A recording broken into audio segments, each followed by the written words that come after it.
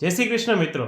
એક નવો આઈપીઓ આવી રહ્યો છે, જ્યોતિ સીએનસી ઓટોમેશન લિમિટેડ, જે એક રાજકોટ બેઝડ કંપની છે અને સીએનસી મેન્યુફેક્ચરિંગના બિઝનેસમાં સંકળાયેલી છે.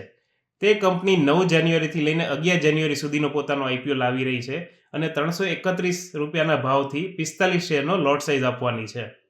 તે કંપની 2022 સુધી પોતે લોસ મેકિંગ કંપની હતી. પહેલી વખત એણે 2023માં પ્રોફિટ બુક કર્યા છે અને તે બી બહુ મોટા પ્રોફિટ્સ નથી.